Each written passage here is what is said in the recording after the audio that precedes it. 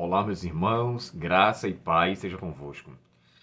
O tema da lição de hoje, segunda-feira, uma dramática mudança de roupa. Irmãos, a gente entende que a cultura do Oriente Médio, a roupa era dada muita importância.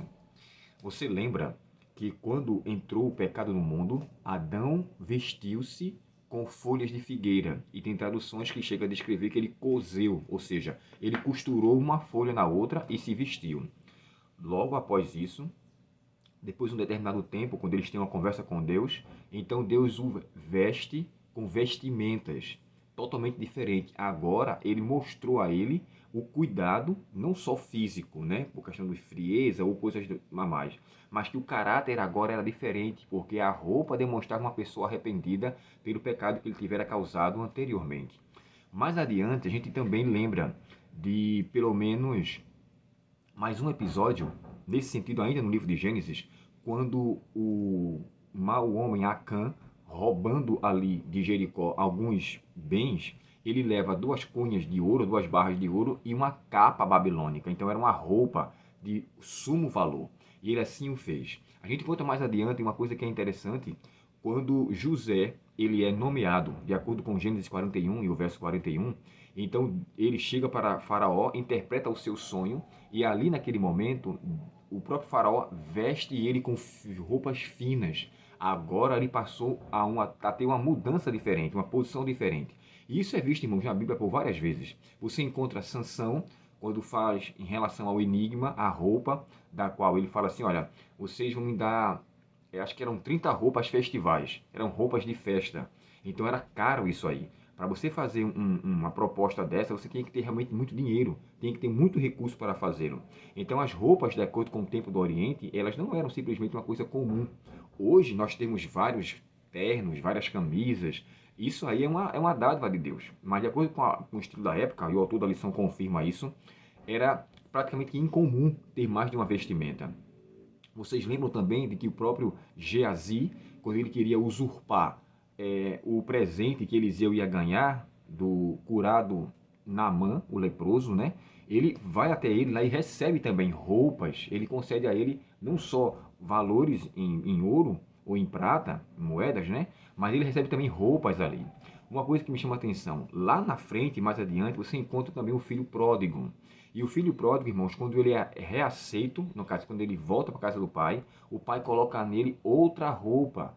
Agora você tem outro caráter. E eu lembro que a gente estudou no ano 2011, né? Há mais ou menos 12 anos atrás, uma lição chamada Vestes da Graça. Uma lição fantástica. Se você tiver ela, faça uso de alguns tópicos que vai lhe ajudar na lição de hoje. Agora, o que o texto está falando aqui, uma dramática mudança de roupa, porque Paulo usa a roupa de forma metafórica para que a pessoa passe a ter um outro caráter. Lembre-se, aqui nos que nós citamos, houve mudança de posição. No caso do filho pródigo, também houve mudança de posição, como também de caráter. Ele se voltou. Então a roupa fala muito.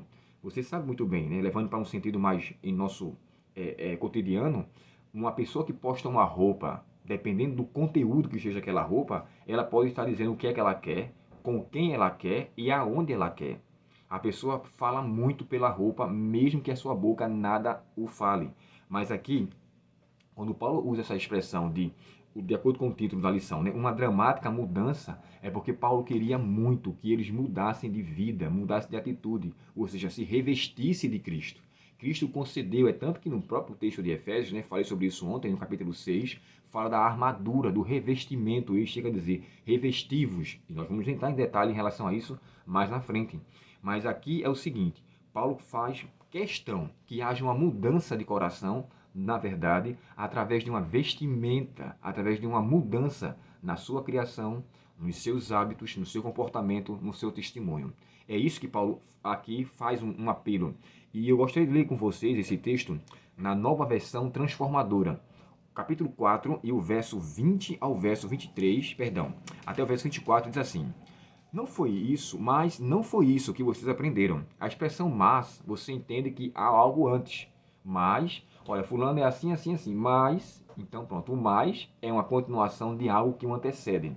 E aqui ele fala no verso 19 que eles se tornaram insensíveis, vivem em função dos prazeres sensuais e praticam avidamente toda espécie de impureza. Em outras traduções fala imoralidade. Aí ele diz em seguinte, ao verso 20, mas não foi isso que vocês aprenderam de Cristo. Isso aqui é muito crucial.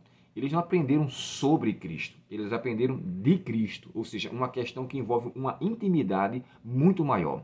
Não foi sobre, onde alguém falou de forma esporádica, mas foi da pessoa, da maneira que, quando ele chega a dizer também aos Efésios, se alguém está em Cristo, ou se alguém vive de Cristo, é uma criatura diferenciada, é uma criatura nova, e é isso que Paulo aqui salienta. No verso 21 diz assim, uma vez que ouviram falar de Jesus e foram ensinados sobre a verdade que vem dele, livrem-se de sua antiga natureza e de seu velho modo de viver, corrompido pelos desejos impuros e pelo engano. Deixem que o Espírito renove seus pensamentos e atitudes e revistam-se de sua nova natureza, criada para ser verdadeiramente justa e santa com Deus. Sabe, irmãos, isso aqui eu vou parar a reflexão de hoje, ou o estudo da lição de hoje, nessa expressão. Revistam-se de sua natureza, criada para ser verdadeiramente justa e santa como Deus. É o Espírito Santo que faz isso. Quando ele fala aqui nova natureza, ele está falando da mesma expressão de criação que está no livro de Gênesis, capítulo 1. No princípio, criou. E o termo criar, no hebraico, quer dizer bara, ou seja, um atributo que só Deus pode fazer. O inimigo, ele camufla, ele copia, ele simplesmente imita, mas ele nada pode criar. Ele é o criador do pecado, ele é o criador da mentira, ele é o criador da promiscuidade, da imoralidade, da indecência, de tudo aquilo que não presta. A natureza de Deus e todos aqueles que o seguem fazem viver de uma vida totalmente diferenciada. E aqui Paulo fala que se eles se vestirem de Cristo, serão renovados e serão recriados. Então aqui fica o seguinte conselho.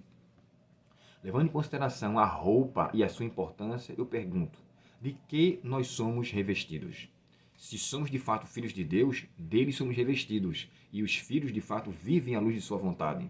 E aqui é o meu apelo, que essa mudança dramática de roupa, que era das trevas para a luz, vistam-se como filhos da luz, João declara em sua carta.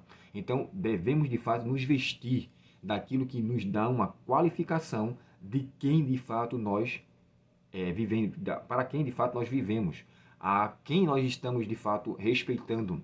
A minha roupa, como alguns lamentavelmente chegam a descrever assim, Deus não quer a minha roupa, Ele quer meu coração.